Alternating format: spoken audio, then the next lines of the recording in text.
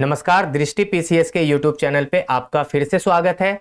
मैं हूं संजू और जैसा कि मैंने आपको कहा था पिछले एपिसोड में कि हम बीपीएससी के प्रारंभिक परीक्षा के कुछ प्रीवियस ईयर क्वेश्चंस पे डिस्कशन करेंगे। तो आज हम बीपीएससी के 67वीं प्रारंभिक परीक्षा के मैथ्स में जो प्रीवियस ईयर क्वेश्चंस पूछे गए हैं उस पर हम लोग बातचीत करेंगे। तो आज हम बीपीएससी 67वीं में जो दो पेपर हुए थे, एक तो जब पहली बार पेपर हुआ था, उसके बाद जब कैंसिल हुआ तो दोबारा पेपर हुआ, तो हम दोनों पेपर पे डिस्कशन करेंगे, ठीक है ना। तो चलिए सबसे पहले आपको बता दें कि दो बार जब पेपर हुआ था तो दोनों में कुल 17 प्रश्न पूछे गए थे मैथ्स के, ठीक है ना। जब पहले हुआ था तो उसमें शायद 9 प्रश्न पूछे गए थे और अगले में 8 प्रश्न पूछे गए थे, तो कुल मिला के 17 प्रश्न पूछे गए। और आज हम लोग 17 प्रश्न पे बातचीत करेंगे और आपको जल्दी से जल्दी बनाने का तरीका भी सिखाएंगे और साथ के साथ हम आपको हर क्वेश्चंस में यह जरूर बताएंगे कि यह किस चैप्टर से आता है। अभी देखिए हम लोग 4 सीरीज जो लाए थे उसमें आपको सारे चैप्टर को कवर करा दिया गया था। अगर उस चारों चैप्टर को आपने अच्छे से कर लिया होगा तो लगभग वहीं से सारे प्रश्न पूछे गए हैं। इसलिए मैंने आपको हर सीरीज में कहा था कि आप इसको अच्छे से तैयार करते जाइए। अब आप देखेंगे कि उसका कहीं ना कहीं यहां पे उपयोग होगा, ठीक है। तो बिना देरी के, क्योंकि क्वेश्चन ज्यादा है 17 है, तो हम जल्दी जल्दी इसको करने की कोशिश करेंगे और शॉर्ट ट्रिक, कॉन्सेप्ट ट्रिक ये जो चलता रहेगा वो तो हम बीच बीच में आपको बताते रहेंगे। तो चलिए सबसे पहले प्रश्न को पढ़ते हैं, ठीक है ना। कि एक समचतुर्भुज का परिमाप 52 मीटर है, ठीक है, ओके, और इसका छोटा विकर्ण 10 मीटर है, तो लंबे विकर्ण की लंबाई ज्ञात करें, ठीक है। तो यह जो है मेंसुरेशन से है क्वेश्चन, जिसको हिंदी में क्षेत्रमिति कहते हैं, ठीक है। तो अब सबसे पहले यह देखिए कि क्या बोल रहा है, समचतुर्भुज। समचतुर्भुज कैसा होता है, ऐसा होता है, ठीक है ना, जिसको इंग्लिश में रोम्बस कहते हैं, ठीक है। उसके बाद इसकी प्रॉपर्टी थोड़ा जान लीजिए कि इसकी चारों भुजा आपस में बराबर होती है, ठीक है। इसके जो विकर्ण है डायगोनल वो एक दूसरे को 90 डिग्री के कोण पे काटती है, ठीक है। बाकी ये कहीं ना कहीं थोड़ा आपको स्क्वायर से सिमिलर दिखेगा, ठीक है। अब इसमें क्या कह रहा है कि इसकी परिमाप 52 है, ठीक है ना, 52। तो परिमाप को आपको मैंने बताया था पिछले क्लास में कि सम ऑफ इट्स बाउंड्री, मतलब इसके चारों भुजाओं को आपस में जोड़ दीजिए तो आपका परिमाप पता लग जाएगा।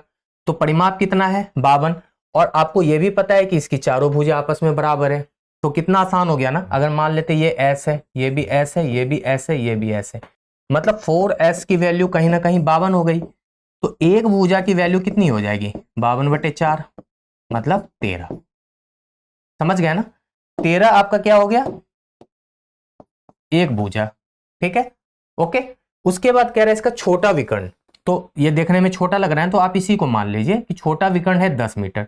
मान लीजिए यहां से यहां है 10 मीटर, ए बी कह दीजिए इसको, ठीक है ना, 10 मीटर है।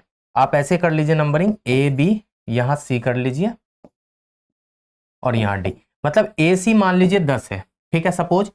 और एक प्रॉपर्टी इसमें और क्या होता है कि रोम्बस का जो डायगोनल है ना वो एक दूसरे को बाइसेक्ट भी करता है, मतलब यहां से यहां का डिस्टेंस और यहां का डिस्टेंस बराबर, यहां से यहां का डिस्टेंस, यहां से यहां का डिस्टेंस बराबर होता है। तो ये 5 हो जाएगा, ये भी 5 हो जाएगा, ठीक है ना। आपको पता है एक साइड 13 है, तो आप इस ट्राइंगल में आप देखें, ठीक है, मान लेते हैं यहां पे ओ है, तो अब देख लीजिए अगर हम ऐसे ड्रॉ कर दें इसको, इस टुकड़े को उठा के बी ओ और सी, ठीक है ना, यही तो है। यहां पे मान लीजिए ये 13 है, ये 5 है, ठीक है। तो आपसे अगर पूछा जाए ओ बी निकालना है तो बहुत आसानी से आप बता पाएंगे, क्योंकि यहां पे एक पाइथागोरस थ्योरम लग रहा है। आपको पता है पाइथागोरस थ्योरम में बीसी स्क्वायर मतलब कर्ण स्क्वायर इक्वल टू क्या होता है, O B square plus O C square. और यहां पे बीसी स्क्वायर की वैल्यू 13 स्क्वायर दिया हुआ है, ओ बी नहीं पता है, और ओ सी की वैल्यू आपको 5 स्क्वायर दिया हुआ है। तो आप आसानी से ओ बी स्क्वायर कैसे निकालेंगे, ये 13 है, ठीक है ना, आप इसको कंफ्यूज मत होना। तो 13 स्क्वायर में 169 और माइनस 25, तो OB स्क्वायर है यहाँ पे एक तरह से, तो हो जाएगा 144। तो OB की वैल्यू आप आराम से बता पाएंगे 12, मतलब ये कितना हो जाएगा 12, है ना। तो ये 12 हो गया, तो जाहिर सी बात है ये भी 12 हो जाएगा, है ना। आपको अभी बताया था ना कि ये दोनों एक दूसरे को बाइसेक्ट करता है, मतलब बराबर बराबर भाग में विभाजित करता है। तो BO 12 और OD 12। अब आपसे क्या पूछा गया, लंबे विकर्ण की लंबाई, आपने निकाल लिया ना। लंबे विकर्ण की लंबाई क्या हो गया, OB प्लस OD, मतलब 12 प्लस 12, है ना। OB प्लस OD मतलब 12 प्लस 12 अगर कर दें तो 24 जो मीटर है ना, वो आपके लंबे विकर्ण की लंबाई है। ठीक है, अगर आप इसको बहुत जल्दी सॉल्व करना चाहते हैं तो इसका ट्रिक देखिए। आप एग्जाम में पहले क्वेश्चन पढ़ लेना आराम से, उसके बाद क्या है, समचतुर्भुज है, उसकी परिमिति दी हुई है ना, कितना 52। तो आपको पता है समचतुर्भुज की चारों भुजा आपस में क्या होता है, बराबर। तो 52 को आप 4 से डिवाइड करके एक साइड निकाल लीजिए, 13। आपको पता है कि एक साइड अगर आप निकाल लेंगे, मान लीजिए यही समचतुर्भुज है, आप एक साइड निकाल लिए हैं, उसके बाद आपको पता है एक विकर्ण की लंबाई 10 है, तो विकर्ण को आधा कर दीजिए यहां तक 5। उसके बाद आपको पता है कि ये पाइथागोरस थ्योरम बन गया। तो आप 13 और 5 से डायगोनल और इसका फॉर्मूला लगा के आप लंब की वैल्यू निकाल लो, है ना। उसके बाद आपकी वैल्यू 12 आ गई। अब आपको पता है कि जब यहां से यहां 12 आ गया तो यहां से यहां भी 12 ही होगा, है ना। चाहे फॉर्मूला से निकाल लो या आपको अगर उसके प्रॉपर्टी के बारे में पता है रोम्बस के, तो आपको पता ही है कि दोनों विकर्ण जो है एक दूसरे को समद्विभाजित करती है, बाइसेक्ट करती है। तो 12 प्लस 12 24। तो आप इतना कैलकुलेशन जो है वो माइंड में कर सकते हो। तो क्या है, अब आपको थोड़ा स्मार्ट वे में सोचना है और जल्दी से जल्दी क्वेश्चंस को सॉल्व करना है। ठीक है, तो पहला प्रश्न हो गया। अब चलते हैं बिना देरी के अगले प्रश्न को सॉल्व करते हैं।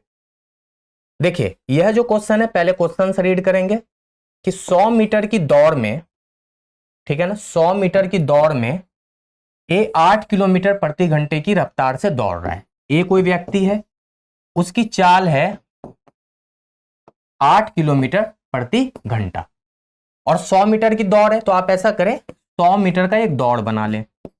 ठीक है, ये दौड़ है 100 मीटर का, ए से बी के बीच की डिस्टेंस मान ले यही है 100 मीटर। इसी ट्रैक पे ए और बी को दौड़ना है, मतलब सॉरी ए को दौड़ना है, इसको पी क्यू मान लें। ठीक है, ए बी को 4 मीटर की शुरुआत देता है। आप इस लाइन को बहुत अच्छे से पहले समझें। ठीक है, ये प्रश्न बहुत आसान होता है, बस क्या है ना कि मतलब देखने में थोड़ा डिफिकल्ट लगता है लेकिन बहुत आसान है।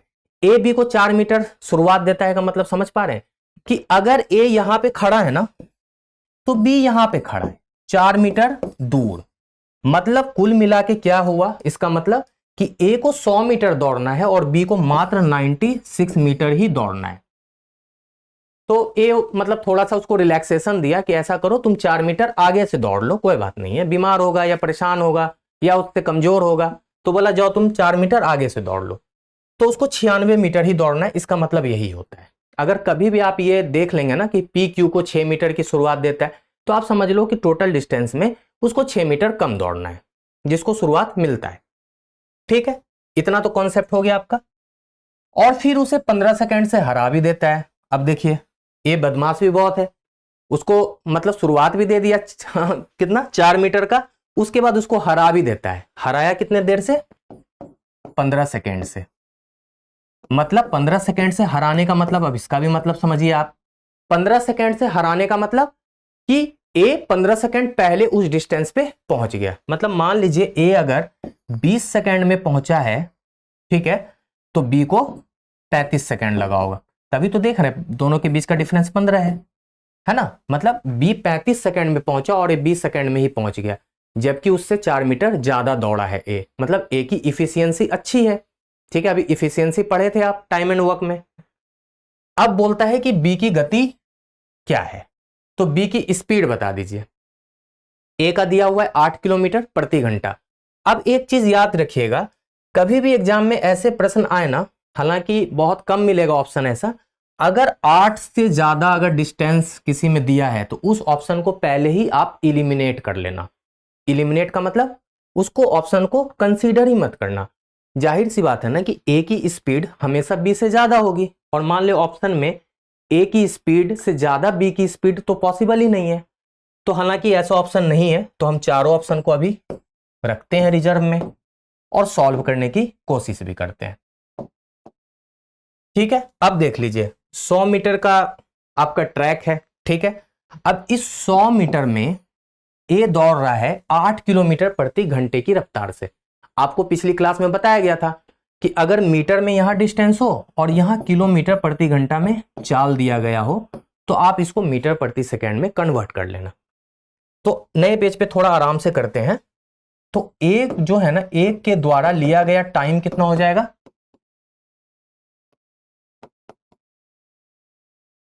ए के द्वारा लिया गया समय, समय बराबर दूरी बटे चाल, दूरी 100 मीटर और चाल कितना है 8 किलोमीटर प्रति घंटा, जिसको क्या करना है आपको मीटर प्रति सेकंड में कन्वर्ट कर देना है।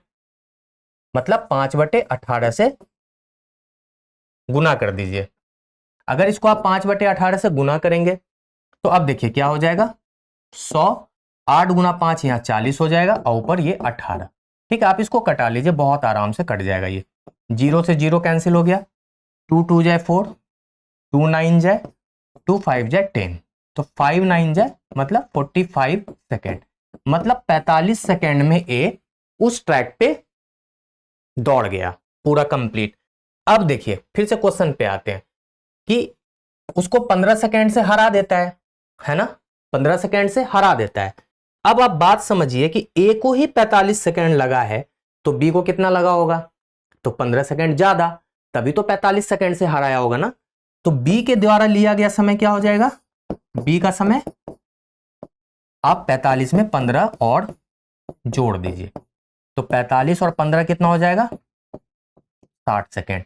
मतलब बी को 60 सेकेंड मतलब 1 मिनट लगा उस ट्रैक पे दौड़ने में। लेकिन ध्यान रहे वो 100 मीटर नहीं दौड़ा है, वो कितना दौड़ा है 96 मीटर, है ना, बताया था ना, क्योंकि वो 4 मीटर आगे से दौड़ा है, यहां से दौड़ा है ना, यहां से यहां 96 मीटर।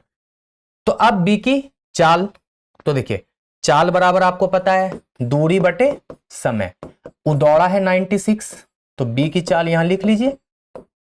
96 मीटर को किस स्पीड से दौड़, मतलब कितने समय में दौड़ा, 60 सेकेंड में, तो 60 से इसको आप डिवाइड कर दीजिए। और याद रखिए कि ऑप्शन आपका किलोमीटर प्रति घंटा में दिया हुआ है, तो आपको पता है यहां पे ये आ जाएगा मीटर प्रति सेकेंड में। और अगर मान लेते हैं चाल मेरा मीटर प्रति सेकेंड में दिया गया हो, तो इसको किलोमीटर प्रति घंटा में बदलने के लिए 18/5 से गुना करते हैं, जैसा कि आपको बताया गया है। तो 96/60 को आप 18/5 से साथ साथ गुना भी कर लें। ठीक है, अब इसको कटा लीजिए आप, 6 3 जाए 6 10 जाए।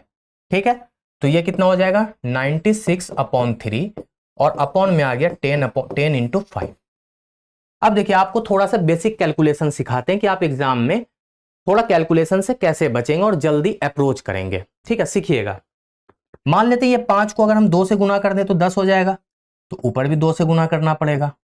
क्यों ऐसा किए देखिए, तो नीचे ऊपर क्या हो जाएगा ना 96 इंटू 6 और अपॉन हो जाएगा 100, है ना, 96 इंटू 6 अपॉन 100। तो 100 से किसी भी चीज को डिवाइड करना थोड़ा आसान हो जाता है। तो 6 6 है मतलब 6 गुना 6 36, कैरी 3, 9 गुना 6 54 3 57 और बटे 100, तो ये हो जाएगा ना 5.76 किलोमीटर प्रति घंटा। और ये आपका उत्तर हो गया। क्योंकि ये इसको पता है ना, आप चाहे तो 96 गुना 3 को 50 से भी डिवाइड कर लो, लेकिन थोड़ा बचना है इन सब चीजों से। 100 रहेगा तो आसानी से कर पाएंगे। तो कहीं ना कहीं आपको यह बेसिक कैलकुलेशन है और ट्रिक समझ लीजिए।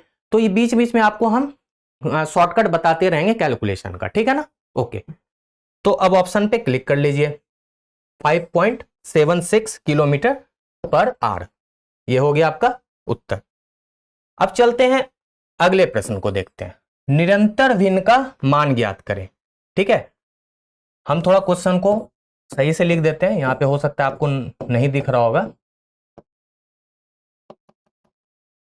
क्वेश्चन ये है कि आपको इसका मान ज्ञात करना है, ये कंटिन्यू ऐसे चलता रहेगा, 2 - 1 बटे 2 - 1 बटे।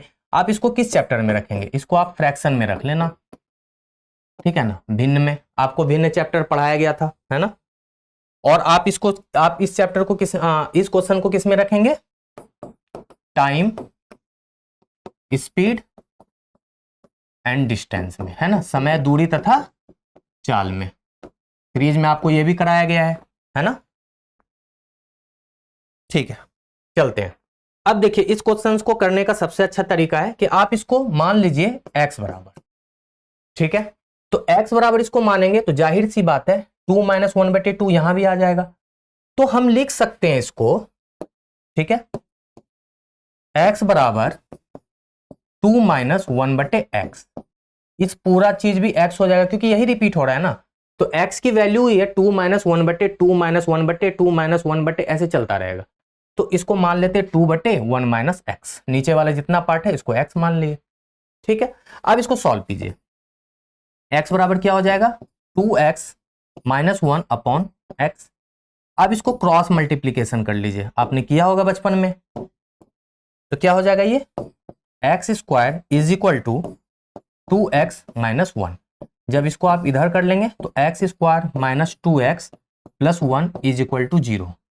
और जब आप इसको सॉल्व करेंगे ना तो ये x - 1 का whole square is equal to 0 है। आपको पता होना चाहिए a - b का होल स्क्वायर होता है a² + b² - 2ab। आप देखिए ये चीज इसी पे था ना, a², इसको b² को 1² लिख सकते हैं और -2ab, -2 × 1 × x, है ना। तो ये क्या हो जाएगा, -2x। तो हम सीधा सीधी इसको लिख लिए x - 1 का होल स्क्वायर। एक्चुअली यहाँ पे ये a है और ये b है।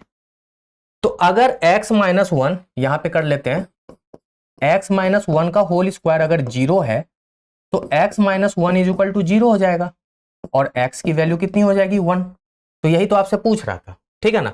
तो इसका आंसर बहुत आसानी से आपको पता लग गया कि 1 होगा, ठीक है ना। अब चलते हैं अगले क्वेश्चंस को देखते हैं, ठीक है। आपको याद हो तो यह क्वेश्चन को मैंने आपको सीरीज में कराया था, ठीक है ना। जब हम एलसीएम एचसीएफ चैप्टर पढ़ रहे थे तो उसमें इस एग्जांपल को लिया गया था और सेम टू सेम यही क्वेश्चन था। दोबारा कर लेंगे, इसको हम रख लेंगे एलसीएम एचसीएफ में, लघुत्तम एवं महत्तम समापवर्तक में। आप उस सीरीज को देख लेना, यह क्वेश्चंस आपको दिख जाएंगे। तो 200 और 600 के बीच कितनी संख्याएं 4, 5 और 6 से विभाज्य है। तो अब एक बात बताइए, 200 और 600 के बीच की संख्या बोल रहा है ना।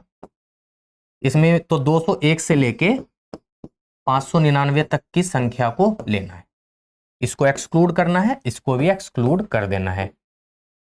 अब एक बात समझिए कि अगर हम 201 से लेके 599 तक पहले 4 से सबको विभाजित करें, फिर 5 से करें, फिर 6 से करें और सबका फिर कॉमन नोट करें, तब तो मेरा लगता है कि एक ही प्रश्न में एग्जाम हो गया, है ना। तो हम क्या करेंगे ना, 201 से और 599 के बीच 200 और 600 के बीच 4, 5 और 6 से विभाजित जो है संख्या, उसको ढूंढने का तरीका यह है कि आप 4 और 5 और 6 से विभाज्य होने वाली एक ऐसी संख्या सोच लीजिए जो सबसे छोटी भी हो और तीनों से डिविजिबल भी हो या तीनों से विभाजित हो। तो मुझे लगता है कि इसका एलसीएम निकालना बेटर होगा, क्योंकि एलसीएम ही होता है वह सबसे छोटी सी छोटी संख्या जो दी गई संख्या से विभाजित हो, उसे क्या कहा जाता है, एलसीएम। तो 4, 5 और 6 का एलसीएम अगर हम निकालते हैं तो बहुत आसानी से आप निकाल सकते हैं। आपको बताया गया था कि जब प्राइम नंबर आ जाए तो आप बस आपस में गुना कर देना। तो 5 × 3 15, × 2 30, × 2 60, मतलब एलसीएम कितना हो गया आपका, 60। हम तो आज जल्दी जल्दी कर रहे हैं, आपको लग रहा होगा कि थोड़ा सेशन जल्दी जल्दी चल रहा है, क्योंकि प्रश्न बहुत ज्यादा है और आपको जल्दी बनाने का तरीका सिखा रहे हैं कि आप कैसे जल्दी कर पाएंगे। तो एलसीएम 60 हो गया। अब आपको यह भूल जाना इस बात को, अब आपको केवल यह सोचना है कि 200 और 600 के बीच कितनी संख्याएं 60 से विभाजित हैं। तो 201 से स्टार्ट करते हैं, तो 60 × 3 कर रहे हैं तो 180 ही आ रहा है, ठीक है। इसको एक स्टेप और बढ़ जाइए, तो 60 × 4 करेंगे तो 240, फिर 60 को 5 से गुना करेंगे तो 300, अगर 6 से करेंगे तो 360, 7 से करेंगे तो 420, 8 से करेंगे तो 480, 9 से करेंगे तो 540 और 10 से करेंगे तो 600। अब बताइए 600 को लेना है?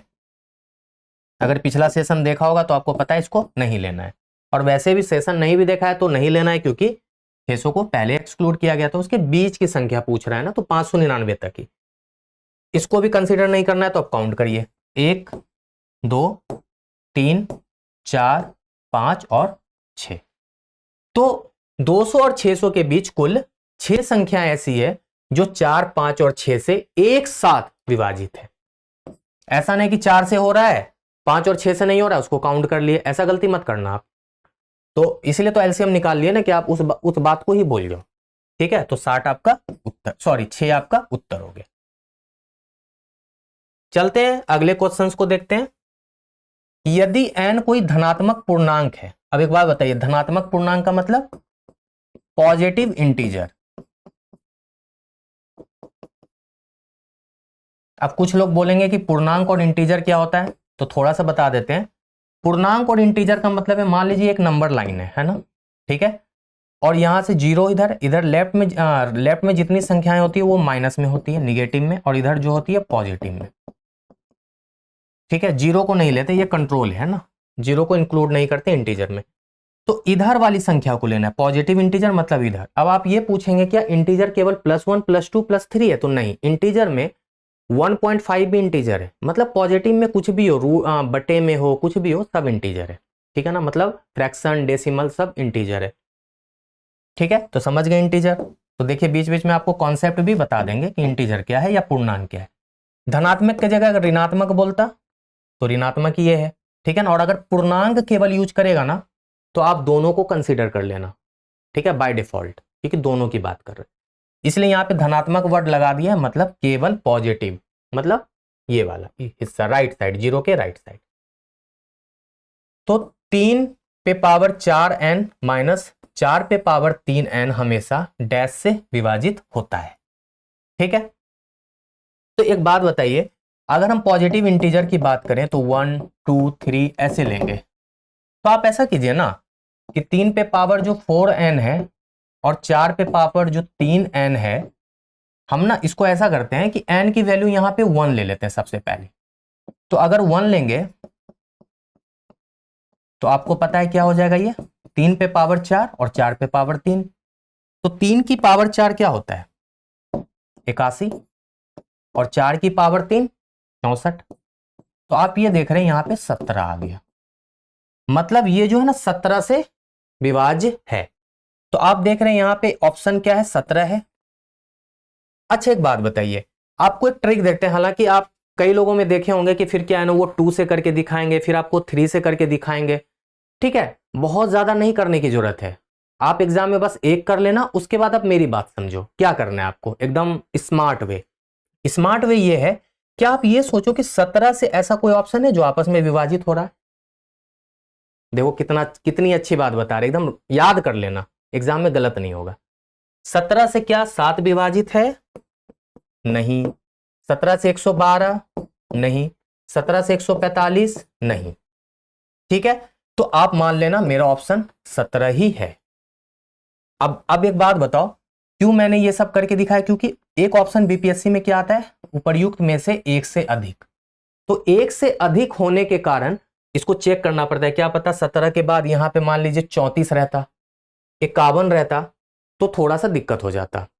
और आपको पता है कि यहां पे मिनिमम 17 है, तो 34 अगर हो जाता, सपोज यहां पे मान लेते हैं 34 ऑप्शन रहता, तो देख रहे हैं ये वाला कंसीडर नहीं कर पाता ना 1, तो 17 तो मस्ट है और 17 ही आंसर होगा। 34 भी नहीं हो सकता आंसर, 51 भी नहीं हो सकता, क्योंकि फिर वो 1 पे काम नहीं करेगा। ठीक है ना, तो इस बात को आपको ध्यान रखना है कि छोटी सी छोटी संख्या से भी आपको चेक कर लेना, ऐसा नहीं कि 5 से डायरेक्ट कर लेना, गलती मत करना, 1 से ही पहले स्टार्ट करना। तो आपका उत्तर क्या हो गया, 17। ठीक है ना, आप किसी किसी जगह आप 2 से भी करके देखे होंगे, हालांकि आप कर सकते हैं कि 3 पे पावर फिर क्या हो जाएगा 8, और यहां पे क्या हो जाएगा 4 की पावर 6। आप 3 की पावर 8 माइनस 4 की पावर 6 कर लेना, आप उसको जब घटाओगे ना तो देखना वो संख्या कहीं ना कहीं 17 से विभाजित होगी 110%। तो मतलब कुल मिला के आप 2 के बाद 3 रख लो, 4 रख लो, 5 रख लो, जो भी आंसर आपका आएगा, मतलब इसको माइनस करने के बाद जो भी आपका रिजल्ट आता है ना, वो कहीं ना कहीं 17 के टेबल में मिल जाएगा। मतलब 17 का गुणनखंड होगा वो। 17 का मतलब टेबल में आने का मतलब 17 से मल्टीपल। ठीक है, हो गया ये। आप इसको किस में रखेंगे? आप इसको चाहे तो नंबर सिस्टम में रख सकते हैं, ठीक है ना, संख्या पद्धति में।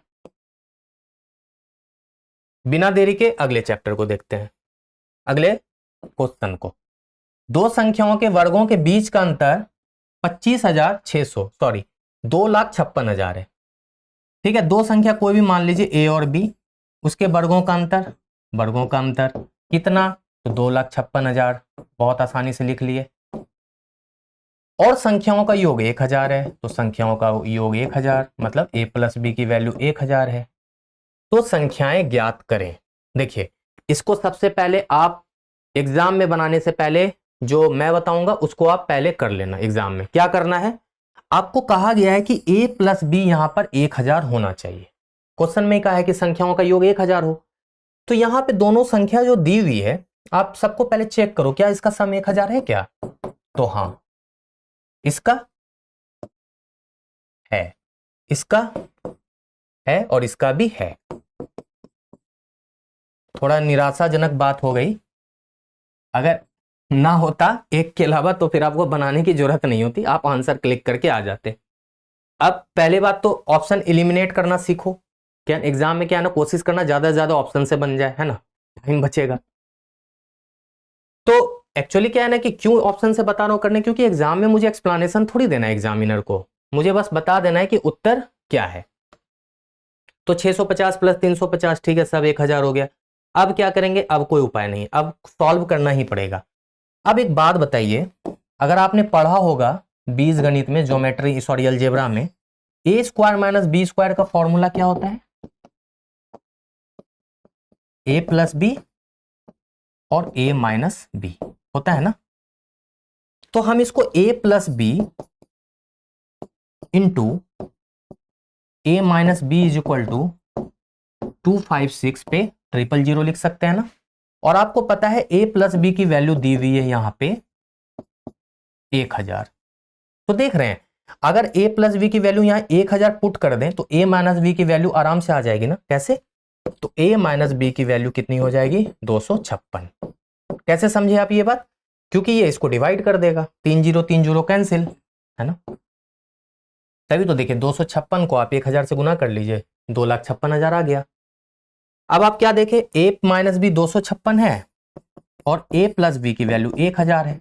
कितना आसान हो गया। अब इस इक्वेशन को सॉल्व कर लीजिए, 2a की वैल्यू जोड़ना ही होगा, तो 1256, तो 1a की वैल्यू 2 6 के 12, 2 दूना 4, 2 8 56, मतलब a की वैल्यू 628 आ गई।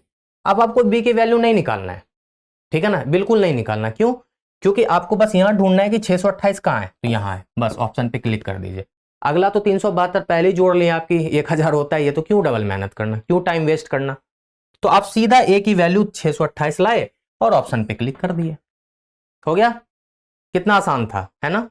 तो आप इतना कैलकुलेशन नहीं करेंगे एग्जाम में, बस आपको याद है कि 2,56,000 है, यहां पे दिया हुआ 1,000, तो 2,56,000 को 1,000 से डिवाइड कर दिए। ए माइनस बी की वैल्यू आ गई 256, ए प्लस बी 1,000 है, आपस में जोड़ घटाओ गुना भाग कर लीजिए, हो गया। ठीक है ना, कैलकुलेशन फास्ट रखिएगा, बनाने की जरूरत नहीं होगी पेन से। ठीक है, अब देखिए, एक क्वेश्चन लॉग से पूछ लिया गया था, हालांकि लॉग मैंने आपको नहीं पढ़ाया, तो लॉग में ज्यादा कुछ नहीं जानना। एक फॉर्मूला होता है जो मैं लिख देता हूं, आप इसको याद रख लीजिएगा। लॉग एन एक्स की वैल्यू क्या होती है? ये हो जाता है एक्स लॉग एन। आप बस इसको याद रख लेना, ये जो एक्स है ना ये पीछे आ जाता है बस, और कुछ नहीं होता, इसी से काम हो जाएगा। तो यहां पे क्या है? लॉग √2 32 का मान ज्ञात करें। देखिए, आप इसको ना ऐसे भी लिख सकते हैं, इसको आप लिख लीजिए log 32 बटे log √2, इसका मान ये होता है। ठीक है, आप ऐसे समझ लीजिए, अगर नीचे रहेगा ना तो आप इस तरह करके लिख लेना। अब आप एक बात बताइए, ठीक है, log 32 को हम लोग लिख सकते हैं ना, log 2 to the power 5, है ना, 2 का 5, 2 का पावर 5 32 ही होता है, और नीचे है log, और अंडर रूट 2 को याद है आप ऐसे लिख सकते हैं 2 की पावर 1/2। अंडर रूट का मतलब किसी का पावर 1/2, मतलब अंडर रूट 2 में है ना, मान लेते हैं अंडर रूट 3 होना, तो आप इसको ऐसे लिख सकते हैं 3 की पावर 1/2। 1/2 जो है ना वो अंडर रूट को डिनोट करता है, तो हम 2 को लिख सकते हैं 2 की पावर 1/2। ठीक है, अब एक बात बताए ऐसे क्यों लिखे, इस फॉर्मेट में आ गया log n to the power x, log n to the power x, तो आप क्या लिख सकते हैं 5 log 2, और इसको आप क्या लिख सकते हैं 1/2, है ना, 1/2 है ना x की वैल्यू, और यहां क्या है log 2।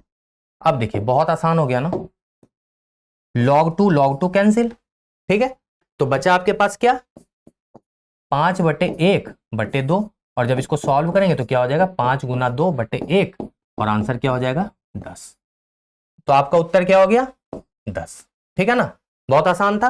तो इस फॉर्मूला को आप याद करेंगे, इंपॉर्टेंट, ठीक है, वेरी वेरी इंपॉर्टेंट मान लीजिए, क्योंकि अगर लॉग से प्रश्न पूछेगा भी ना तो इसी फॉर्मूला पे पूछेगा, आपसे सीधा बोल देगा ऐसे कि log 2 to the power 5 की वैल्यू बता दीजिए, तो आपको एक आंसर ऐसे रहेगा log 5 log 2 5 log स्क्वायर, ऐसे करके 2-4 ऑप्शन दिया रहेगा, तो आपको इस ऑप्शन पे क्लिक कर दे।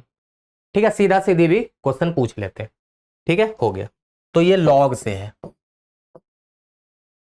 ठीक है, इस प्रश्न को log की कैटेगरी में रख दिए, देख लीजिए आप, है ना। चलिए अगले प्रश्न को देखते हैं। तो प्रश्न क्या है, 45 नींबू को 40 रुपए में बेचने पर एक आदमी को 20% की हानि होती है, लेन देन में 20% का लाभ प्राप्त करने के लिए 24 रुपए में कितने नींबू बेचना चाहिए। तो बहुत आसानी से आप बता दिए कि यह सवाल प्रॉफिट एंड लॉस का है, मतलब लाभ और हानि का। ठीक है, लाभ और हानि का। अब देखिए, अभी हम आप यहां पे आपको एक छोटा सा मतलब एक आपसे रिक्वेस्ट है कि आप इसको अभी भूल जाइए, इग्नोर कर दीजिए कि नींबू है आपके पास। आप यहां से पढ़िए कि 40 रुपए में किसी वस्तु को बेचने पर 20% की हानि होती है, तो 20% का लाभ प्राप्त करने के लिए वस्तु को कितने में बेचना चाहिए, ऐसा भी सोच लीजिए। तो मान लेते 40 में बेचा है, तो सेलिंग प्राइस 40, ठीक है, 20% आपका लॉस है, मतलब हानि है। तो अगर किसी वस्तु को 40 रुपए में बेचने पर 20% की हानि हुई है, तो अभी आपको मैंने बताया था कि अगर 20% की हानि होगी तो 100 में से 20 को घटा देना है, मतलब 80 में बेचा है वो सामान कहीं ना कहीं, है ना। लाभ है तो 20 जोड़ना है, हानि है तो 20 घटाना है। तो 40 रुपए का जो मतलब वस्तु है ना वो कहीं ना कहीं 80% के बराबर है। तो हम कह सकते हैं कि 80 यूनिट ही 40 रुपए के बराबर है, या 80% 40 के बराबर है। तो एक यूनिट की वैल्यू 40/80। तो आप कहीं कहीं देखते होंगे ना 40/80 लिखा हुआ, तो इसीलिए लिखा जाता है। 40 के नीचे 80 लिखने का रीजन यही है।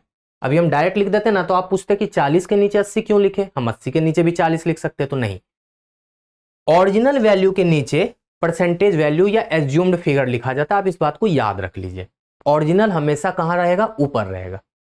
तो 40 की वैल्यू जो है वो 80 यूनिट के बराबर है। और अब आपसे क्या बोला गया है कि लेन देन में 20% का लाभ भी प्राप्त करना है। तो ये देख लीजिए, ये 1 यूनिट की वैल्यू आई, अब आपको क्या करना है 20% का लाभ भी चाहिए। तो 20% का लाभ का मतलब 120 की वैल्यू चाहिए, है ना। तो यहीं पर आप चाहें तो 120 से गुना कर देंगे ना, तो आपको सेलिंग प्राइस पता चल जाएगा प्रॉफिट का। तो आप इसको कर दीजिए 40 को 2 बार से, 40 से 3 बार में, तो 20, 60 रुपये। मतलब 40 रुपए की वस्तु को बेचा तो 20% की हानि हुई, और 20% लाभ लेने के लिए उस वस्तु को 60 में बेचना होगा। यही हो गया ना।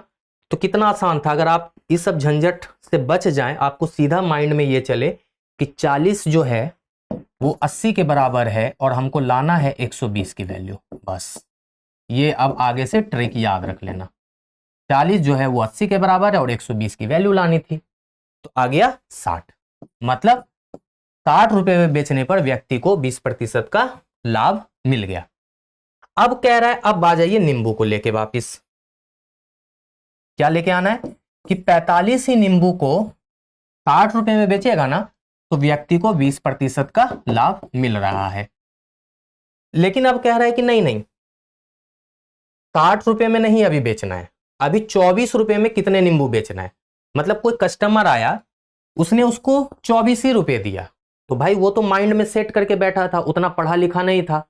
तो हमसे पूछा कि भैया ये बताइए कि हमको 60 रुपए में सारा नींबू बेचना है, तब हमको 20% का लाभ होगा।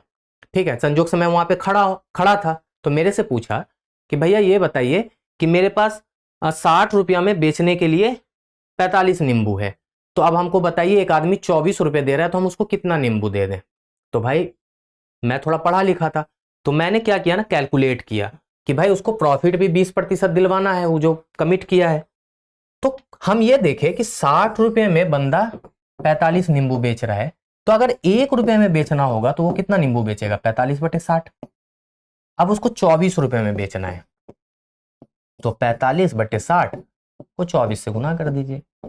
1 रुपए में कितना नींबू, फिर 24 रुपए में कितना नींबू, तो इसको गुना करेंगे तो 6 चौके 24, फिर 6 से 10, 2 से 5, 2 दूना 4, 5 से 9, तो 9 दूना 18। तो मतलब उसको 18 नींबू को बेचना है 24 रुपए, अगर उसको मिला है तो मतलब 24 रुपए में उसको 18 नींबू ही बेचना है, तब उसको जाके 20% का लाभ मिलता रहेगा। फिर बाकी उस जो और 36 रुपए कोई देगा तो उसको बाकी रिमेनिंग नींबू 27 दे देगा। तो यहां से अगर अगला क्वेश्चन ये देखा जाए तो क्या बन गया कि रिमेनिंग जो 27 नींबू है ना, वो कितने में बेचना है, 60 में, है ना। 27 + 18 45 नींबू हो गया, और 60 क्या नाम है, 60 रुपए में नहीं, 24 तो 18 तो मिल ही गया उसको, बचा कितना, 24 रुपए दे दिया, 60 में घटा दे तो 36। ठीक है ना। तो बहुत आसान था ना, बस आपको मतलब याद होना चाहिए। आप सोचेंगे इतना लंबा चौड़ा लिख के बता रहे, नहीं, आपको लिख के तो बेशक बता रहा हूं, लेकिन कहीं ना कहीं ट्रिक भी दे रहा हूं कि एग्जाम में पेन बस मत चलाना। आप माइंड में है 40/80 गुना 120 आ गया 60, 60 जो वैल्यू है वो 45 की है, तो हमको 24 की वैल्यू निकालना था। बेसिकली यही था ट्रिक, है ना। अब चलिए जल्दी से एक प्रश्न को देखते हैं। 110 मीटर एक लंबी ट्रेन, ऐसा लग रहा है कि इस क्वेश्चन को भी मैंने आपको कराया है, इसलिए थोड़ा जल्दी करा दूंगा, एज इट इज यही क्वेश्चन था। 110 मीटर की ट्रेन है, एक राहगीर है, उसी दिशा में दौड़ रहा है 4 किलोमीटर प्रति घंटा की रफ्तार से, ट्रेन की स्पीड है 58 किलोमीटर प्रति घंटा। हाँ, ये क्वेश्चन कराया गया है, ठीक है ना। तो बोल रहा है कि एक राहगीर जो है 4 किलोमीटर प्रति घंटा की रफ्तार से उसी दिशा में चल रहा है, तो ट्रेन उसको कितने समय में पार कर लेगी। कॉन्सेप्ट सारा दिया हुआ है, डैड बताते हैं आपको कि इस दोनों के बीच की सापेक्ष चाल कितनी हो जाएगी, 58 - 4, क्योंकि व्यक्ति सेम डायरेक्शन में दौड़ रहा है, तो 54 किलोमीटर प्रति घंटा। आपको समय निकालना है कितने समय में, तो समय बराबर दूरी, तो दूरी 110, क्योंकि ट्रेन जब व्यक्ति को पार करती है तो ट्रेन केवल अपनी लंबाई पार करती है, बता चुका हूं। तो 110 अब बटे 54, लेकिन 54 क्या है, किलोमीटर प्रति घंटा में, तो 5/18 से भी गुना करते चलिए, तो कितना हो जाएगा 110 बटे 54 गुना 5, और यहाँ पे 18 कर लीजिए ऊपर, ये 5 है, तो 5 तिया 15, सॉरी 18 तिया 54, और 5 से ये कट जाएगा 22 बार में, तो 22/3 का मतलब हो जाएगा 7 1/3 सेकेंड में। 7 से 1/3 सेकेंड में ट्रेन उस व्यक्ति को पार कर लेगी। इस क्वेश्चन को बहुत अच्छे से बताया, पिछले वीडियो में आप चेक कर लेना, ठीक है। तो इसको किस में रखेंगे आप, टाइम स्पीड एंड डिस्टेंस से। देख रहे हैं ना, पढ़ाने से कितना फायदा हुआ, क्वेश्चन मिल रहा है प्रीवियस ईयर में। फिर देखिए आपसे फिर दोबारा प्रॉफिट लॉस का क्वेश्चन पूछ लिया गया।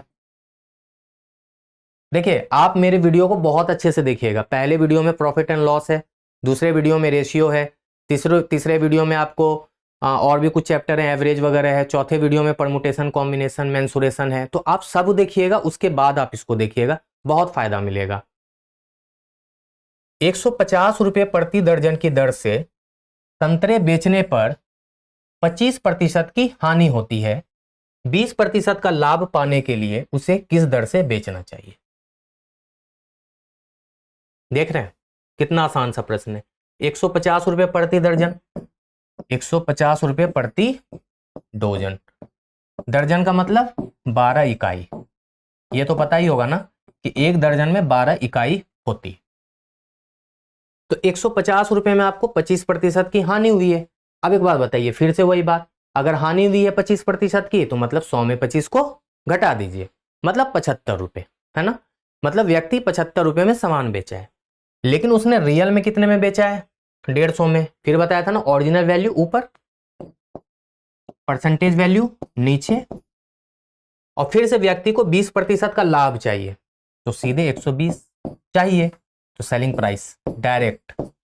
अब डायरेक्ट ट्रिक बताया आपको, यहां पे तो बस आपको 1 यूनिट की वैल्यू आई ना, और 120 से जैसे गुना किए तो आपको सेलिंग प्राइस पता लग गया। अब 120 कहां से आया? क्योंकि 20% का लाभ चाहिए। अब उसको एकदम प्रीवियस जैसा है, जो पहले किया ना, एकदम एज इट इज वही क्वेश्चन है, समझ लीजिए। जब इसको सॉल्व करेंगे तो ये हो जाएगा ₹240 पर डोजन।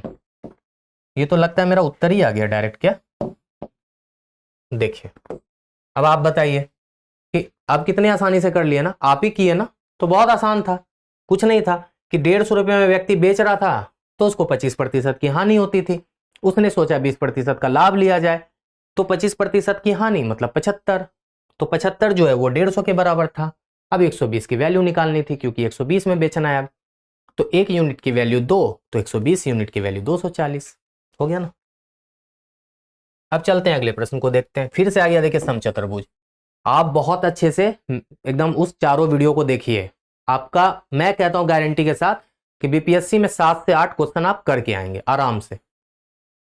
एक समचतुर्भुज के विकर्णों की लंबाई 10 और 24 एज इट इज, सिर्फ फिर से विकर्ण की बात कर रहा है। इसका परिमाप, अब देखिए पहले क्या पूछा था कि परिमाप दिया था तो विकर्ण की लंबाई दिया था, पूछ रहा था। अब विकर्ण की लंबाई देके परिमाप पूछ रहा है। बहुत आसान है ना, कुछ नहीं, फिर से समचतुर्भुज बना लीजिए। इस बार विकर्ण की लंबाई है, एक लंबाई है 24, तो मान लीजिए बड़ा वाला है ए बी सी और डी। तो सोच लीजिए ए सी की लंबाई कितनी है? 24, जल्दी बनाने सिखाएंगे। बी डी की लंबाई है 10, ठीक है। अब यहां पे मान लीजिए ओ है, तो ए सी अगर 24 है तो जाहिर सी बात है ए ओ 12 हो जाएगा, है ना। अभी बताया था ना कि एक दूसरे को समद्विभाजित करती है। और बी डी अगर 10 है तो ओ भी कितना हो जाएगा? 5। और पता है डिजिट भी चेंज नहीं किया है, सोच लीजिए, डेटा भी वही है 5 12 13। अब आपको पता है ये पाइथागोरस थ्योरम है। Triangle A B A O B में ए बी अगर निकालना हो तो ए बी का वैल्यू कितना हो जाएगा? ए बी की वैल्यू √12 स्क्वायर प्लस 5 स्क्वायर मतलब 13, क्योंकि 144 प्लस 25 √169, और √169 की वैल्यू 13 है ना। लिख देते हैं, जल्दी कर रहे हैं क्योंकि आपको फास्ट करने की मतलब ट्रिक सिखा रहे हैं कि कैसे फास्ट करना है। तो ये हो गया 13। अब आप देख लीजिए, एक भुजा 13, समचतुर्भुज की सारी भुजा आपस में बराबर होती है। परिमाप का मतलब सम ऑफ ऑल द साइड्स या सम ऑफ बाउंड्री। तो 13 प्लस 13 प्लस 13 प्लस 13 मतलब 13 को 4 से गुना, तो कितना हो जाएगा? 52 सेंटीमीटर इसका परिमाप। दिख रहा है क्या? अब याद कीजिए वहां भी 52 ही था, है ना, वहां भी 52 ही था। तो समझ लीजिए रिवर्स क्वेश्चन है, उसका अपोजिट कह सकते हैं। तो बहुत आसान था। आप उस क्वेश्चन को देखिए, इस क्वेश्चन को देखिए, एकदम मिरर इमेज है ये। तो इसको हम किस में रखेंगे? मेंसुरेशन मतलब क्षेत्रमिति में। अब अगले क्वेश्चन को देखते हैं। फिर देखिए रेलगाड़ी, मैंने आपको शायद उस वीडियो में बताया था कि एग्जाम में आपको रेलगाड़ी से ही प्रश्न दिखेंगे, बस रेलगाड़ी रेलगाड़ी रेलगाड़ी। यहां पे उस आदमी को पार कर रहा था, इस बार कुत्ता दौड़ रहा है, तो आदमी दौड़े या कुत्ता दौड़े, कॉन्सेप्ट थोड़ी बदल जाएगा। तो 140 मीटर लंबी रेलगाड़ी है, तो ठीक है, ये रेलगाड़ी हो गई 140 मीटर की। पक्का स्पीड दिया होगा इसका फिर से 60 किलोमीटर पर आवर, लिख लीजिए। यहाँ पे कुत्ता दौड़ रहा है, ठीक है, कितनी स्पीड से? 18 किलोमीटर प्रति घंटे के चाल से दौड़ रहा है, ठीक है। वो भी उसी दिशा में दौड़ रहा है ना, समान दिशा मतलब उसी दिशा में। अब यहाँ पे आपको बताया था वही कॉन्सेप्ट है कि जब सेम डायरेक्शन में दौड़ेगा तो चाल माइनस होता है, क्योंकि कहीं ना कहीं चाल उसमें एडजस्ट हो रहा है ना। क्योंकि अब ट्रेन को ज्यादा समय लगेगा, क्योंकि कुत्ता भी अपने कुछ चाल से तो दौड़ ही रहा है, तो ट्रेन को उस चाल को उसमें माइनस करना पड़ेगा, क्योंकि उतना तो कुत्ता स्पीड से दौड़ ही रहा है, कुत्ता खड़ा थोड़ी है, तो कुछ ना कुछ कुत्ता तो अपना एफर्ट लगा ही रहा है। तो अब मेरा जो रिलेटिव स्पीड है ना, जिसको हिंदी में कहते हैं सापेक्ष चाल, वो कितना हो जाएगा, 60 में 18 घटाने के बाद 42। तो रिलेटिव स्पीड मात्र 42 किलोमीटर प्रति घंटा है, और उसको अब पार करना है। तो समय का फॉर्मूला आपको पता है, दूरी। अब दूरी में क्या है कि ट्रेन अपनी लंबाई ही पार करेगी, और चाल कितना दिया हुआ, रिलेटिव स्पीड 42। 42 को 5/18 से भी करना है तो 18 ऊपर ही कर लीजिए, थोड़ा जल्दी जल्दी करने सीख जाइएगा आप। अब देख लीजिए, इसको करेंगे 7 से 6 बार में, ये 7 से 20 बार में, 5 चौके, इसको करेंगे 2 तिया 6, 2 दूना 4, और 3 से 6 बार में, तो 6 गुना 2 मतलब 12 सेकेंड। मतलब 12 सेकेंड में ट्रेन क्या है ना, उस कुत्ते को पार कर जाएगी। समझ गए ना, बहुत आसान था। दूरी बटे समय या दूरी बटे चाल, मतलब दूरी बटे समय होगा तो चाल निकल जाएगा, और चाल निकलना है तो दूरी बटे समय करना पड़ेगा आपको। ठीक है, तो बहुत आसान सा प्रश्न था। और इस क्वेश्चन को समझिए कि वो जो पिछला क्वेश्चन था ना, तो उसी का एक तरह से कॉपी है ये, बस डेटा चेंज है, बाकी कॉन्सेप्ट वही। वहां पे व्यक्ति दौड़ रहा था, यहाँ पे कुत्ता दौड़ रहा है, लेकिन कॉन्सेप्ट में कोई दिक्कत नहीं है, सेम टू सेम। तो इसको भी आप टाइम, स्पीड एंड डिस्टेंस में रख लीजिए, समय, दूरी एवं चाल। अब देखिए, बहुत बेसब्री से जिसका इंतजार कर रहे थे आप, टाइम एंड वर्क, समय और कार्य। ठीक है ना, चलिए इस प्रश्न को करते हैं बहुत अच्छे से, मजे मजे में। कि अनिल और सुमन दो व्यक्ति है, लिख लीजिए, अनिल है एक और एक है Suman, A for Anil, S for Suman. किसी काम को 12 दिनों में कर सकते हैं, मतलब दोनों व्यक्ति मिलके, अनिल और सुमन एक साथ काम करते हैं तो उस काम को 12 दिनों में पूरा कर लेते हैं। मतलब अनिल और सुमन एक साथ जाते हैं, काम करते हैं, और 12 दिन में काम को फिनिश कर देते हैं। जिसे अनिल अकेला, अब अनिल बोला कि मैं अकेला करता ना तो 20 दिनों में कर देता। ठीक है, तो सुमन बोला कि तो मैं कितने दिनों में करूंगा, तो वही बात है, फिर से वो लोग पढ़ा लिखा नहीं था, तो मैं गया, मैं कैलकुलेट करके उसको बता दिया। कैसे बताया, तो आपको भी सिखाता हूं। देखिए, अनिल प्लस सुमन की इफिशियंसी एक साथ यहां पे काम कर रही है, और यहां पे केवल अनिल की अगर इफिशियंसी काम करे। अब देख लीजिए, इसको लग रहा है 12 दिन और इसको लग रहा है 20 दिन, तो ये तो टाइम का अनुपात है, 12 और 20। अब एक बात बताइए, आपको पता है जिसको टाइम ज्यादा लग रहा है उसकी इफिशियंसी कम है, और जिसको टाइम कम लग रहा है उसकी इफिशियंसी ज्यादा है। तो दोनों मिलकर काम करेगा तो जाहिर सी बात है समय भी कम लगेगा और इफिशियंसी बढ़ जाएगी। यहां पे अकेला काम करेगा तो टाइम ज्यादा लगेगा और इफिशियंसी कम हो जाएगी। तो इस दोनों को देखते हुए एक ऐसा वैल्यू सोच लीजिए जो दोनों से डिवाइड हो जाए। तो हम क्या 60 ले लें, मान लेते कि वो 60 ही काम था जिसको अनिल और सुमन कर रहा था जाके।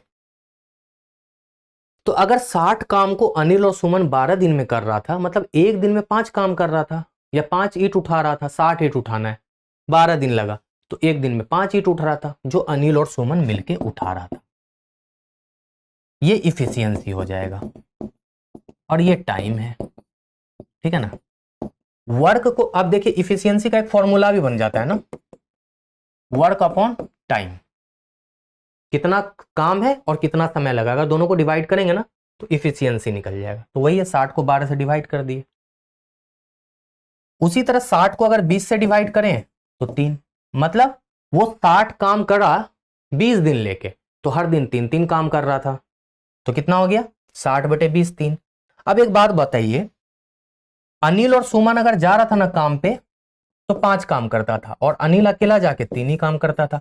तो एक्स्ट्रा जो यहां 2 काम हो रहा है वो किसके कंट्रीब्यूशन से हुआ, सुमन के।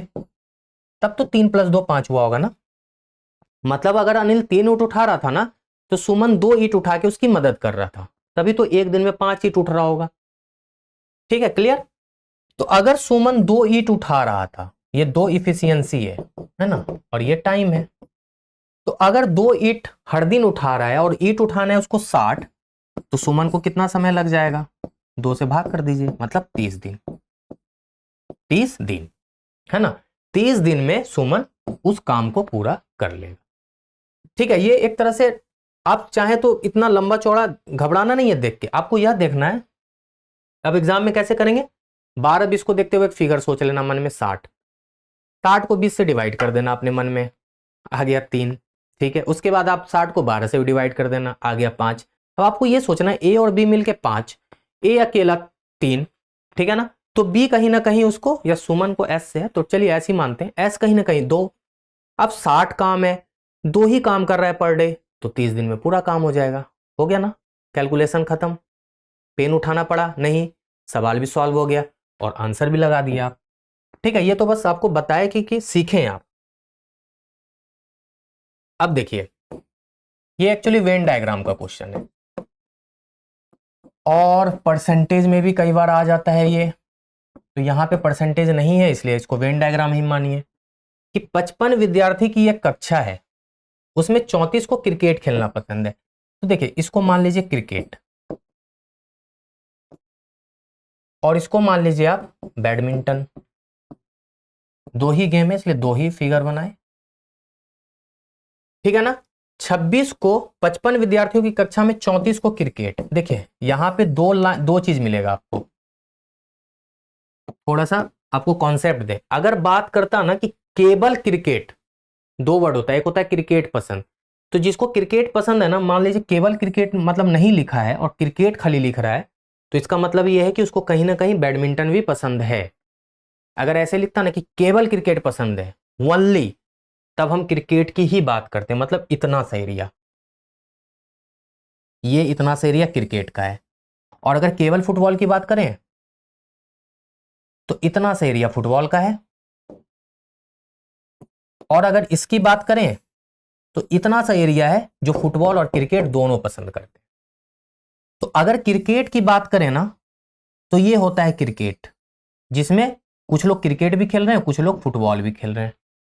यहां पे क्या है, अगर फुटबॉल की बात करें तो कुछ लोग फुटबॉल भी खेल रहे हैं, कुछ लोग क्रिकेट भी खेल रहे हैं। केवल वर्ड होता तो आपको बता ही दिया है। तो यहां पे क्रिकेट है तो 34 इसलिए बाहर लिख लें क्योंकि ये पूरा सर्कल की वैल्यू 34 है, और 26 बैडमिंटन मतलब पूरे सर्कल की वैल्यू 26 है। मतलब 34 और 26 में ये कॉमन एरिया 2 बार जुट गया है ना, यहां से यहां 34, यहां से यहां 26, मतलब ये 2 बार आया है। ठीक है, अब क्वेश्चन पूछ रहा है, अगर नहीं आया तो देखिए 34 को 26 से आप जब जोड़ेंगे ना तो 60 हो जाएगा, और खिलाड़ी 55 ही है पॉसिबल, तो 5 व्यक्ति ही एक्स्ट्रा है। साथ ही प्रत्येक विद्यार्थी दोनों खेलों में से कम एक खेल खेलना पसंद करते हैं। चलिए ये भी बात बोल दिया उसने कि कोई भी एक खेल पसंद तो कर ही रहा है। तो कितने विद्यार्थी क्रिकेट और बैडमिंटन दोनों पसंद करते हैं? तो देखिए बहुत साधारण सा क्वेश्चन है और बहुत मजेदार है। कुछ नहीं करना है आपको, 34 में से 26 जोड़िए, टोटल हो गया 60। इस 60 में 2 बार जो वैल्यू है ये वाली रिपीट हुई है, जो दोनों खेल खेलना पसंद करते हैं। खिलाड़ी है आपका 55, तो बस इसमें 55 घटा दीजिए, और जो 5 जो है ना वही छात्र है 5 जो दोनों खेल खेलते हैं, मतलब क्रिकेट भी और बैडमिंटन भी, मतलब ये 5 हो गया। ठीक है ना। तो अगर हम बात करें, अब थोड़ा डिटेल की बात कर लें, तो देखिए ये 5 है और ये 34 है, ये 26 है। अगर केवल क्रिकेट पूछ लेता कि केवल क्रिकेट कितने को पसंद है, तो 34 में 5 को घटा दीजिएगा 29, और 26 में से 5 को घटा दीजिएगा, ये हो जाएगा 21। 21 क्या है? केवल बैडमिंटन। 29 क्या है? केवल क्रिकेट। 5 क्या है? जो दोनों को पसंद है। अब हम चलते हैं अगले क्वेश्चंस को देखते हैं। वे 2 प्राकृतिक संख्याएं कौन सी है? ठीक है, जिनका गुणनफल 2400 है और जिनके वर्गों का योगफल 5200 है। देखिए अभी ऐसे क्वेश्चंस को किए थे ना, फिर दोबारा रिपीट कर दिया। तो 2 प्राकृतिक संख्याएं, गुणनफल 2400 लिख लीजिए, और वर्गों का योगफल है। अब देखिए वहां पे डिफरेंस था, यहां पे योग है, तो ए स्क्वायर प्लस बी स्क्वायर की वैल्यू दी हुई है 5200। तो आपसे क्या पूछा जा रहा है कि संख्याएं बता दीजिए, फिर से संख्याएं बताना है। तो अब आप एक बात बताइए, यहां पे ए प्लस बी, ए स्क्वायर प्लस बी स्क्वायर है और ए गुना बी दिया हुआ है, तब आप कैसे करेंगे जिसका आपको मतलब वैल्यू पता लग जाए, है ना। तो देखिए बहुत आसान है, इसमें आप ये कर सकते हैं a प्लस बी का होल स्क्वायर अगर आपको पता हो, अगर आप याद करें कभी अलजेब्रा पढ़े होंगे तो a प्लस बी का होल स्क्वायर होता है a square plus B square plus 2ab। अब a प्लस बी की जगह तो हमको कुछ दिया हुआ नहीं है, तो आप यहां लिख लीजिए a plus B whole square, और a square plus B square का वैल्यू आपको दिया हुआ है यहां पे, सॉरी 5200। 2 गुना ए बी की वैल्यू आपको यहां पे दी हुई है 2400। अगर आप इसको सॉल्व करेंगे ना तो 5200 अब प्लस 4800 अगर इसको जोड़ देंगे तो ये कहीं ना कहीं आपका 10,000 के बराबर हो जाता है। ठीक है, 10,000 के बराबर हो जाता है, मतलब a प्लस बी का होल स्क्वायर 10,000 है, तो a प्लस बी की वैल्यू कितनी हो जाएगी, अंडर रूट 10,000, तो कितना 100। अब आ जाइए ऑप्शन पे। अब आप मत ढूंढिए ए और बी, क्योंकि शायद आपका ऑप्शन से काम बन सकता है। अब आप ऐसा ऑप्शन ढूंढिए जिसमें a प्लस बी 100 हो, मतलब इस दोनों को जोड़ के 100 है, नहीं, इस दोनों को नहीं, इस दोनों में नहीं, 60 प्लस 40 100% 100 होता है, मतलब आपका ऑप्शन यही। आप आगे कैलकुलेट मत कीजिए, स्मार्ट बनिए, जल्दी से सॉल्व करिए। तो आपका प्रश्न आंसर क्या हो गया, 60 और 40। अब एक सीखना है, इसको चेक करना है, तो 60 को देखिए 40 से गुना करते 2400 आ रहा है, 60 स्क्वायर को करेंगे तो 3600, और 40 को स्क्वायर करेंगे तो 1600, और 3600 और 1600 को जोड़ेंगे तो 5200। चेक भी कर लिए, कंफर्म हो जाइए, एग्जाम में मार्क्स नहीं कटा। चलते हैं अगले क्वेश्चन को देखते हैं। 100 और 500 के बीच कितनी संख्याएं जो 4, 5 और 6 से विभाज्य है। देखिए दोबारा रिपीट, इसलिए जल्दी से बता देंगे कि 4, 5 और 6 का आप एलसीएम निकाल लीजिए, कितना हो जाता है 60। ठीक है, उससे छोटा है ही नहीं। अब 60 का टेबल पढ़ना शुरू कर दीजिए जो 100 से ऊपर हो, तो 120, 60 गुना 3 180, 60 गुना 4 240, 60 गुना 5 300, 60 गुना 6 360, 60 गुना 7 420, 60 गुना 8 480, 60 गुना 9 540, जो नहीं लेना है। काउंट कर लीजिए, 1 2 3 4 5 6 और 7, ढूंढ लीजिए आंसर 7। ठीक है ना। क्यों नहीं बताया पूरा डिटेल में, क्योंकि बहुत अच्छे से अभी पिछले क्वेश्चंस को बताया है, वहां उसका आराम से ट्रिक सीखिएगा, मतलब एक्सप्लेनेशन देखिएगा, और यहाँ पे उसको करने की कोशिश कीजिएगा खुद से। चलते हैं अगले प्रश्न की ओर। तो चलिए क्वेश्चन देख लेते हैं। तो सबसे पहले क्वेश्चन पढ़ते हैं। 70 किग्रा के मिश्रण में, मतलब 70 किलोग्राम के मिश्रण में बालू और सीमेंट का अनुपात 4:1 है। ठीक है, मिश्रण में कितना बालू और मिला दिया जाए ताकि उसमें बालू और सीमेंट का अनुपात 6:1 हो जाए। बढ़िया क्वेश्चन है।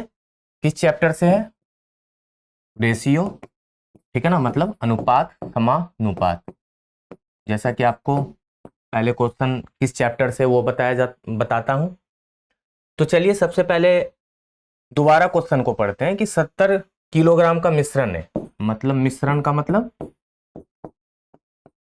जिसमें सीमेंट और बालू है ना। और ये देखना है कि इसमें पहले क्या है, बालू, उसके बाद सीमेंट है ना, मतलब बालू और सीमेंट का अनुपात है। तो बालू को हम लोग लिख लेते हैं सैंड से, सीमेंट को इंग्लिश में सीमेंट ही बोलते हैं, जिसका अनुपात कितना है 4:1। ठीक है, उसके बाद बोल रहा है कि मिश्रण में कितना बालू और मिला दिया जाए, मतलब मिश्रण में अब बालू मिलाना है कुछ, जिससे कि बालू और सीमेंट का अनुपात 6:1 हो जाए। मतलब बालू और सीमेंट का अनुपात अब कितना हो जाना है 6:1। तो आप यहां पे ऐसे लिख लें कि ये ओल्ड वाला है और ये न्यू है। तो मतलब नया अनुपात कितना होना चाहिए 6:1। देखिए आपको पहले थोड़ा डिटेल में बताऊंगा, फिर उसके बाद इसका शॉर्ट ट्रिक 1 सेकंड में बता दूंगा। ठीक है, तो इसमें सबसे पहले देखिए कि मिश्रण कितना है 70 किलोग्राम, बालू और सीमेंट, ठीक है ना। उसके बाद 4:1 में ओल्ड रेशियो है। तो आप ऐसे सोच लें कि 4:1 का मतलब, मैंने आपको अनुपात और समानुपात की क्लास में बताया था कि जो अनुपात दिया रहे ना, आप फिलहाल उसको मान लो कि उतना ही रियल में वैल्यू है। तो मान लेते हैं कि 4 किलो बालू है और 1 किलो सीमेंट है, ठीक है। इसी से जो है ना वो कंस्ट्रक्टर जो घर बनाता है वो बना रहा था, ठीक है। मतलब टोटल वो 5 किलो यूज करता था घर बनाने में, लेकिन रियल में वो कितना यूज कर रहा था, 70 किलो। तो मैंने आपको हमेशा बताया कि ओरिजिनल फिगर ऊपर रहेगा और जो एज्यूम्ड फिगर है वो नीचे रहेगा। मतलब 5 यूनिट की वैल्यू ही 70 के बराबर है। तो एक इकाई की वैल्यू कितना हो गया, 14 किलो। मतलब 14 किलो जो है ना वो एक इकाई की वैल्यू है। मतलब बालू रियल में कितना था, 14 को 4 से गुना कर दीजिए आप, मतलब 56 किलो बालू, और एक को 14 से गुना करेंगे तो 14 किलो सीमेंट। मतलब कंस्ट्रक्टर जो पहले है घर बनाने वाला, वो पहले 14 किलो बालू मिला रहा था, और सॉरी 56 किलो बालू मिला रहा था और 14 किलो सीमेंट मिला रहा था। तब मिलके देखिए 70 किलो बन जा रहा है, 56 + 14 70। अब लेकिन क्या हुआ ना, कंस्ट्रक्टर का मन में मतलब बेईमानी का विचार आया कि मतलब उसको लगा कि थोड़ा ज्यादा प्रॉफिट कमाते हैं, तो उसने क्या किया, बालू मिलाना शुरू कर दिया मिश्रण में, ठीक है ना। और तब क्या हुआ, बाद में जब चेक किया गया तो पता लगा कि अनुपात जो है ना 6:1 हो गया। मतलब क्या आप देख पा रहे हैं यहाँ पे कि इसी में बढ़ोतरी हुई है ना, ये तो कांस्टेंट है। मतलब उसने सीमेंट 1% भी नहीं मिलाया। अब एक बात बताइए, अगर बालू मिलाएंगे तो ऑब्वियसली मिश्रण में वृद्धि होगी ना, क्योंकि जाहिर सी बात है ना, बालू मिलाए या सीमेंट मिलाए, मिश्रण भी कुछ ना कुछ बढ़ जाएगा। मतलब मान लेते हैं मिश्रण पहले 70 था, एक्स जो है ना वो क्या है, बालू है, मतलब सैंड, ठीक है। लेकिन आपको x मान के नहीं बताएंगे, ठीक है ना, बस लिख रहा हूं कि 70 + x हो जाएगा, मतलब कुछ ना कुछ मिश्रण भी बढ़ जाएगा। अब आप एक चीज देखो, यहां पे कितना यूनिट बढ़ रहा है, 2 यूनिट। यहां पे कितना यूनिट बढ़ रहा है, 0 यूनिट। तो सिर्फ और सिर्फ 2 यूनिट बढ़ाना, और आपको पता है 1 यूनिट की वैल्यू कितनी है, 14। तो 2 यूनिट बढ़ा है तो 14 को बस 2 से आप सीधा सीधी गुना कर दें। कितना आसान था। मतलब 28 किलो बालू मिलाने पर अनुपात 6:1 हो जाएगा। कितना आसान था, बहुत आसान ट्रिक है ना। कुछ नहीं था, आपको बस मन में कर लेना था कि 70 किलो का मिश्रण था, 4:1 में था। 4:1 को जब जोड़ते हैं तो हो जाता है 5। मतलब 5 इकाई की वैल्यू 70, 1 इकाई की वैल्यू 14, तो 4 इकाई की वैल्यू 56, और क्या नाम है, 1 इकाई की वैल्यू 14। हालांकि उसकी जरूरत यहां पे हमें नहीं हुई, बस ये आपको बताया कि आगे अगर ऐसा ही पूछ लेता कि मिश्रण में कितना बालू है कितना सीमेंट है तो यहां से बता देते। लेकिन बस मुझे इसकी जरूरत थी, 1 यूनिट बराबर कितना, 1 यूनिट की वैल्यू निकाल लिए। उसके बाद आपको पता है यहाँ 2 यूनिट बढ़ा है। अब आप एक चीज देखिए, इसमें ऐसा ना लगे कि मैं आपको मतलब ऐसे ही बता दिया, सिर्फ इसी क्वेश्चन में यह ट्रिक काम करेगा, ऐसा नहीं। अब देखिए 70 किलो का मिश्रण था, अब मिश्रण कितना हो गया, 70 + 28, अभी बताया ना। 28 किलो अगर बालू बढ़ेगा तो ऑब्वियसली मिश्रण भी बढ़ गया 28 किलो, मतलब 98 किलो। ओके, ठीक है। अब देखिए 98 किलो मिश्रण में, है ना, 98 किलो के मिश्रण में बालू कितना हो गया, बालू पहले कितना था, 56। बालू पहले 56 था ना, देख लीजिए, और 28 और इसमें जुड़ गया, तो अब बालू कितना हो गया, 8 6 14, 5 2 6 1 7, ठीक है। ये आपका हो गया सैंड। अब आप एक बात बताइए, सीमेंट कितना था, 14 सीमेंट। अब ऐसा कीजिए, दोनों का अनुपात आप ज्ञात कीजिए, तो देखिए 14 1 14, 14 6 84, मतलब 6:1। आप देख पा रहे, यही तो बोल रहा था ना कि अनुपात 6:1 हो जाएगा। देखिए यहां पे है ना 6:1, ठीक है। तो इससे यह भी प्रूफ हो गया कि आप जो निकाले वो उत्तर सही था। तो कितना आसान प्रश्न था। इस तरह आप देखें कि बीपीएससी के 67वीं प्रारंभिक परीक्षा के मतलब 2 एग्जाम जो हुआ था, उसका एक री एग्जाम और एक पहले जो एग्जाम हुआ था कैंसिल होने से पहले, उस दोनों के कुल 17 प्रश्न को हमने हल कर लिया है बहुत आसान तरीके से। तो अब क्या है, आप इसको प्रैक्टिस करते रहिए, कोशिश करेंगे कि एक सेशन और लाएं जिसमें 66वीं को कम से कम कर लें, जिसमें कि आपको उसमें भी शायद 10-12 प्रश्न होंगे। शायद एक एग्जाम हुआ है कि दो एग्जाम हुआ, वो देख लेंगे। उसके बाद आपकी तैयारी और बेहतर हो जाएगी। तो जैसा कि आप लोगों का डिमांड था कि प्रीवियस ईयर क्वेश्चंस को करा दीजिए, तो आज हमने आपको 67 के प्रीवियस ईयर क्वेश्चंस को बहुत आसान तरीके से करा दिया। तो इसी तरह आप अपनी तैयारी करते रहिए और आने वाले 68वीं प्रारंभिक परीक्षा के लिए आपको अग्रिम शुभकामनाएं। अपनी तैयारी को अच्छे से करते रहिए और हमारे आने वाले वीडियो को देखते रहिए और कमेंट में जरूर बताइएगा कि आपको आज का सेशन कैसा लगा। आज के लिए थैंक यू।